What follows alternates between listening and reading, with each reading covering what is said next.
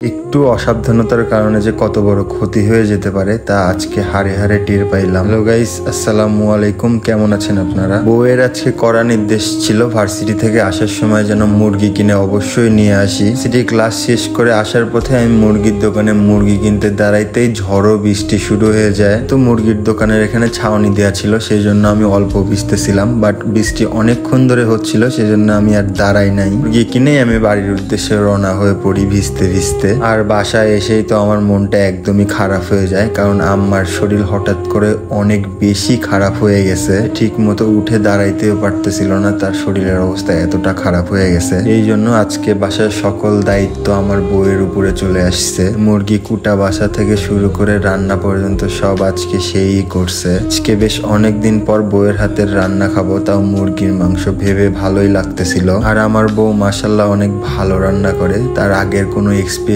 ছিল না রান্না করার, কিন্তু সে নিজে নিজেই কিভাবে যেন রান্না করা একাই শিখে গেছে। এইভাবেই শিখুক, কিন্তু তার রান্না মাশাল্লাহ অনেক বেশি মজা হয়। আর এই বৃষ্টির মধ্যেই হঠাৎ করে আমার ফোনে একটা পার্সেলের ফোন আসে, কারণ আমি বেশ কয়েকদিন আগে একটা পাওয়ার ব্যাংক অর্ডার দিছিলাম। হঠাৎ করে আজকের দিনে পাওয়ার ব্যাংকটা চলে আসে। একটা পাওয়ার ব্যাংক আমাদের অনেক দরকার ছিল, কারণ আমরা যদি দূরে কোথাও যাই তাহলে আমাদের ফোনের চার্জ ব্যাকআপের অনেক প্রয়োজন হয়। যেহেতু আমরা ভিডিও করি, আমাদের ফোনের চার্জ অনেক তাড়াতাড়ি চলে যায়, সেজন্য একটা পাওয়ার ব্যাংক আমাদের অনেক বেশি প্রয়োজন ছিল। আর ওই যে প্রথমে বলছিলাম, একটু অসাবধানতার কারণে লাইফে অনেক বড় কিছু হয়ে যায়। আজকে যেহেতু বাইরে বৃষ্টি হচ্ছিল, আমি বাইকটা বাহিরেই রাখছিলাম। অতিরিক্ত বৃষ্টি হওয়ার কারণে কাদা একদম নরম হয়ে যায় আর বাইকটা পড়ে যায়। আমার বাইকটা পড়ে যাওয়ার কারণে বাইকের হ্যান্ডেল একদম বেঁকা হয়ে যায়, পাশাপাশি আমার লুকিং গ্লাসও একদম ভেঙে যায়। আমি যদি একটু সাবধানতা অবলম্বন করে গাড়িটা উঠায় রাখতাম তাহলে আমার গাড়িটার এত বড় ক্ষতি হইতো না। যাই হোক,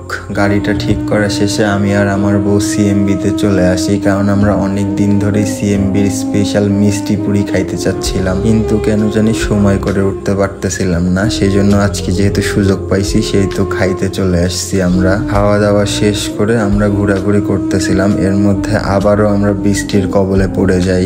বৃষ্টিতে ভিজার কোনো ইচ্ছা ছিল না, সেই জন্য আমরা একটা ছাউনির নিচে দাঁড়াই পড়ছিলাম, কারণ বেশ কয়েকদিন ধরে বৃষ্টিতে ভিজার কারণে আমার বউয়ের দুজনেরই বেশ ঠান্ডা লেগে গেছে। এই জন্য আজকে আর বৃষ্টিতে ভিজার রিস্কটা আমরা দুইজনের কেউই নিই নাই। আমরা দুইজনই যতক্ষণ বৃষ্টি পড়ছে ততক্ষণ এইখানেই দাঁড়াইছিলাম। বেশ অনেকক্ষণ বৃষ্টি হয়েছে, 1 ঘন্টার উপরে আমরা দুইজনই এখানেই দাঁড়াইছিলাম। বৃষ্টি শেষ হওয়ার পরে আমরা বাসায় চলে আসি, আর বাসায় এসে ড্রেস চেঞ্জ করে আমি শুয়েছিলাম। হঠাৎ করে আমার বউ বলল, দাও তোমার নখগুলা কেটে দিই, আজকে তোমার নখ অনেক বড় হয়ে গেছে। তো তারপরে আমার বউ আমার নখ কাটতে ব্যস্ত হয়ে যায়। আর আজকে আমাদের ভিডিও ছিল এই পর্যন্তই। সকলে ভালো থাকবেন, সুস্থ থাকবেন। আমাদের ভিডিও কেমন লেগেছে অবশ্যই কমেন্ট করে জানাবেন। আমাদের জন্য অনেক অনেক দোয়া করবেন। আল্লাহ হাফেজ।